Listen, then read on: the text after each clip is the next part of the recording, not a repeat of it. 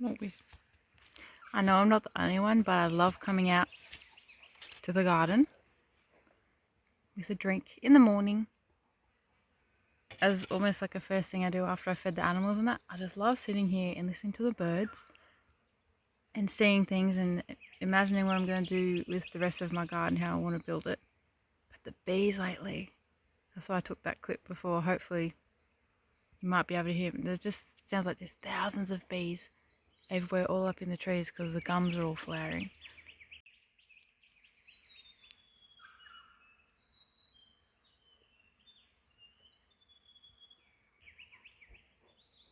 Just loving listening to everything. This guy also, he's getting older, he's about 6 months, but he's been a bit of a troublemaker. There's just one example right there, which is sugarcane. I shoved that in the ground as, again, another experiment. I'm not going to guarantee anything will work here, but I just need to try. But he pulled it out of the ground the day I put it in. Didn't find it until the next morning. So it had a bit of a rough start to its life. Another thing I got was this poa grass, or poa tussock.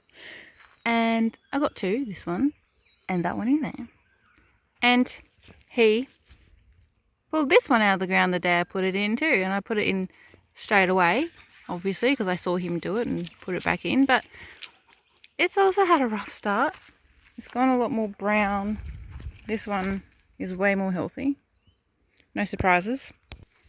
And for the third example is this little cauliflower. This was in a pot with about 3 others for months. I didn't plant it over winter, so it was just small for most of its life, and then I separated them. So I did 1, 2, and then 3.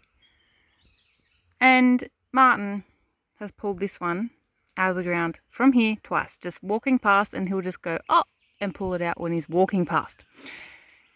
So I'm amazed it's even still alive. The fact that it was transplanted out of a pot from 3 into ground and then taken out of the ground twice, and it had time to make roots between the times it was yanked out. It wasn't just like, oh, one day, second day yanked out. No, it was over a space of time. So you know what? If this thing lives, it deserves a medal. Is this an ant carrying a native bee that's dead? Poor little bee. I'm loving this. Look, it's a native bee. A buzz bee. A blue striped bee. Oh, I got it on camera. I am so stoked. Oh, I don't want to scare it away. It's the second time I've seen this bee in my garden. Oh, I can't get close. Yeah, I've only just learnt recently watching other videos, like Chili Danella I watch, and the amount of native bees is wild, and like most of them live in the ground, like in the dirt, not in nests.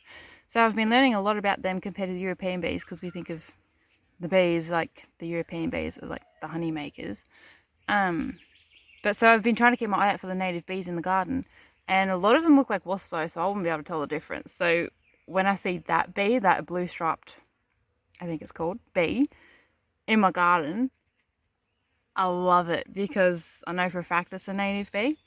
Okay, I planted this. I think this is a kind of broccoli. I'm not sure if it's like a Walton, but anyway, I've been spraying it every now and then with this because I'm letting it go to seed. And this is a water, I think a bit of vinegar, tea tree oil, soap. I think that's all I put in it. And it does a really good job in stopping aphids, but I think I need to do it every day. Quiet please, doggies. Wait. But I literally just found all these while talking to you about the bee. Focus please. Flipping aphids. There's a horde of them. But this works really well. It's never done anything, from what I know, to my plants. Like, it's not been bad for my plants. but it kind of just makes them stick in a way, and they sort of stay and dry out where they are, and they don't go anywhere. See, like up here, these ones. Oh, I wish this would focus for me, please. So yeah, it works. And I just guesstimate how much of everything I put in this. I make it so it smells strong enough, like you can smell the ingredients you put in there, and I think, okay, that'll do. And I got a bit slack and didn't pick these off all the time. So I've got a little bit of catch up to do. Pulling these off, I squish them. I just drop them and squish them. But I don't even know if it's the right time to have these growing, if they'll do their thing or not. These I had sprouted in, well, over winter as well, I'm pretty sure. And I decided to just chuck them in the garden late winter. So, I don't know. The bee's back. Oh no, I missed him. But I'm loving this everlasting daisy. For a while, there were these little bugs on it, like this one particular bug as well, for day after day. It was on there for days and would just sit there. And I don't know, I'm guessing it was probably eating him a bit, but he's not here today. But I've only also learnt that these, they close at night and then open in the morning. Pretty sure they do. Because I've come out here quite frequently in the mornings and he's not quite fully open, so we must close at night and then open back up. But I've got more coming out. Loving it. So it is because of sitting out in the morning and just looking at things that I've noticed the sunflower follows the sun. I didn't know that, but I think that is just so cool. So by the end of the day, they're aiming over here. It's quite cute, to be honest. So here again is just me trial and erroring with my corn in a little box that it's just temporary, because one day, once this is all done, I'll move it to a better, more permanent spot. But I'm trying to grow a lot of corn and sunflower in random spots. So I've got sunflower all along here, just in the natural dirt, to see how they go. I've had no drama sprouting them, but we'll just see how they go long term. So I've got a bunch through my rockery, and the animals have got to some of them. I had one there that the horse got to because she could reach through there, and I'm sure the dog has squished X amount of things as well. He also broke my everlasting daisies there before I put them in the dirt, so I hope that they live. But along the back fence, I've got corn in the ground, just in the dirt again, straight away. Another pumpkin that needs to be watered. Again, just straight into the ground here. And then I'm just experimenting with putting stuff around it, and I've been putting some dolomite over the ground as well, because apparently our soil is acidic. So purely experimental. That's why I don't mind. I want them to live, but sunflowers and corn, mixture of both all along there, just to see how they go.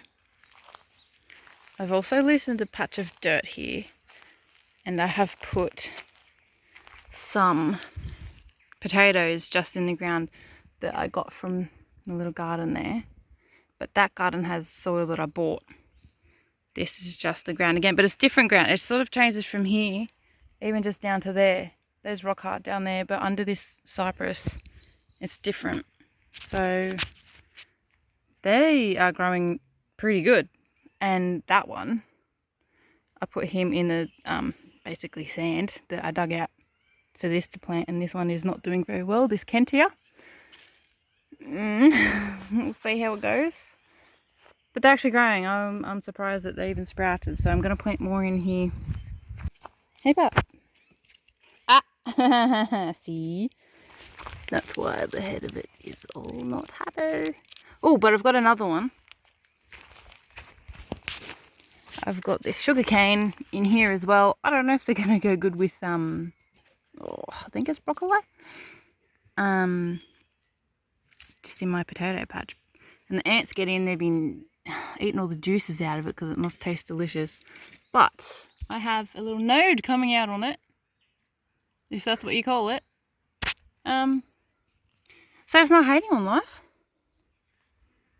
So I reckon what I'll do is bit by bit show what's going on, because I'm not interested in doing the whole thing.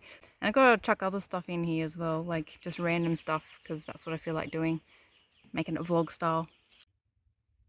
Like this. I've made a few dog collars lately. Not the most prettiest way to show you. Just Velcro, 50mm wide. Been really handy, really good collar.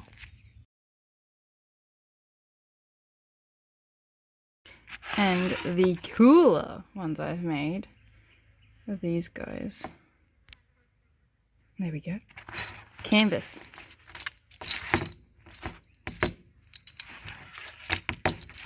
I really like these ones.